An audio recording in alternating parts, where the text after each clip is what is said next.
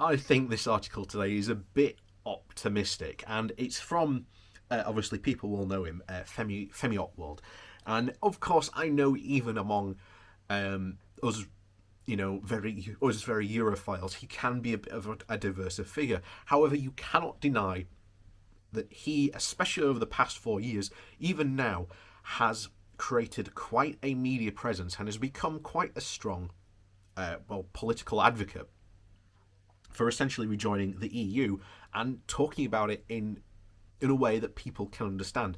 And as I always said, especially at the referendum, trying to talk about the EU and to get people to understand the EU was very, very hard to do because the EU itself is quite complicated, and necessarily trying to explain the benefits, unless you really know it in and out, it was quite hard, which was, again, one of the reasons why we didn't do so well at the referendum, because it's really hard to articulate the benefits of actually being in the European Union without having to spend at least a good 10 minutes trying to explain various different bits and pieces, compared to what we were up against of, quote, take back control and sovereignty.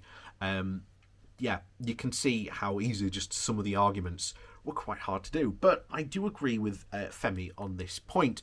I think that it's time that we are owed an apology by all the people who dismissed us as Ramonas.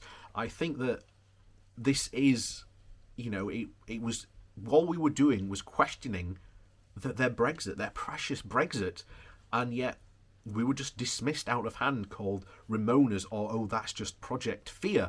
Well, we're 2 months in, and we can already see businesses, the fishing industry in particular, the one that they used to claim would thrive outside it. But when we questioned or just asked very simple questions, we were rebuffed by these very same people. So before we jump into today's article, please do remember to hit the like and share button. And of course, down below there is a link to my Patreon page and a one-off donation link called Buy Me a Coffee, where you can, well, buy me a coffee. And thank you very much to all those people who do support me that way. So, on with the article. And this comes from The Independent. The title is, We are now seeing the impact of Brexit.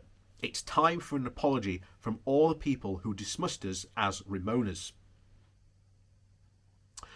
We are starting to see British businesses crumble as a result of Brexit. Now I want an apology from Piers Morgan, from Nick Ferrari, from Julia Hartley-Brewer, from Andrew Pierce, and from every journalist and politician who called people Ramonas for questioning Brexit over the past 4 years. For it was they who made a joke out of the suffering people are now experiencing. Boris Johnson and Greg Sharps even shared a giggle when talking about the deal in December.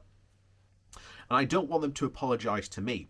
Brexit was never going to hurt me. During the 4 years I campaigned to stop it, I was never speaking for myself. I was speaking for the people who did not have a platform like mine.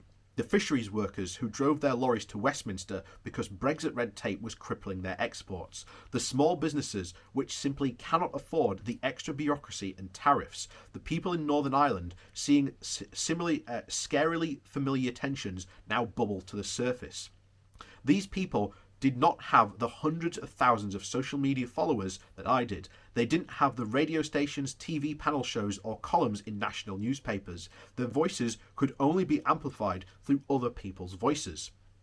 And how did Brexiteer journalists and politicians respond to those voices? They called us Ramonas, Remainiacs, and just sore losers. They spent 4 years using their platforms to ridicule and degrade us as we desperately advocated against the suffering that ordinary people are now starting to experience. When Morgan and Hartley Brewer were making fun of me, they were really making fun of them. I'm talking about Tim Hurd, who had been catching shellfish for over 50 years, but whose income has just suddenly stopped since January. On Saturday, I used my voice on his behalf when speaking to former Brexit Party MEP Alex Phillips on Talk Radio. I relayed Hart's words. He said, "These are people here that have turned to drink because of the strength of this. Not only did the presenter try to make a joke about it, But Phillips was grinning from ear to ear. So even with the damage now ruining people's lives, and the politicians who told us Brexit would save the fishing industry still think that it's all a game. The Road Haulage Association noted a 68% drop in exports to the EU since January, and it's mainly small businesses struggling with the extra costs. So I'd love it if Piers Morgan would apologise to Danny Hodgson for telling me, quote, all Remainers are demented. In 2019, Danny founded Rivet and Hide, a men's retailer, and his sales have almost halved since January. Or maybe Julia Hartley-Brewer could apologise to Emily Blundell, the Bluebella lingerie company, or Richard Saltier of Shiner Sports Good. Hartley-Brewer called the Labour MEP Tulip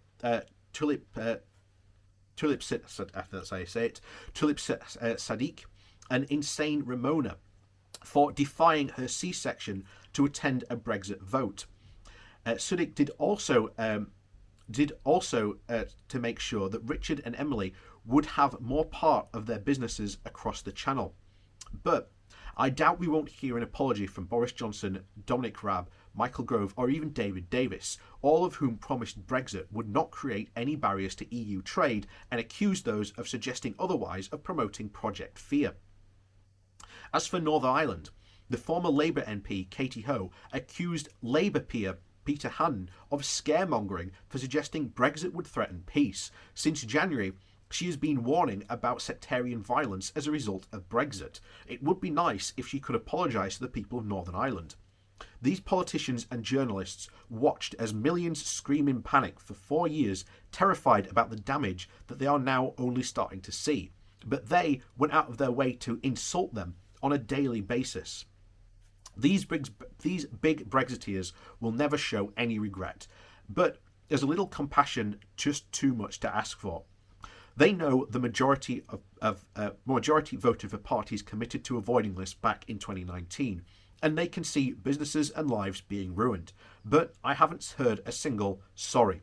So now I'm demanding one. And I think, in a way, that is right. We are now starting to see these... there we go. We are now starting to see these businesses really taking a hit. And this is exactly the type of stuff we were warning about for the past 4 years. Even before the 2016, we were telling them what the consequences of this would be. And the consequences were very clear.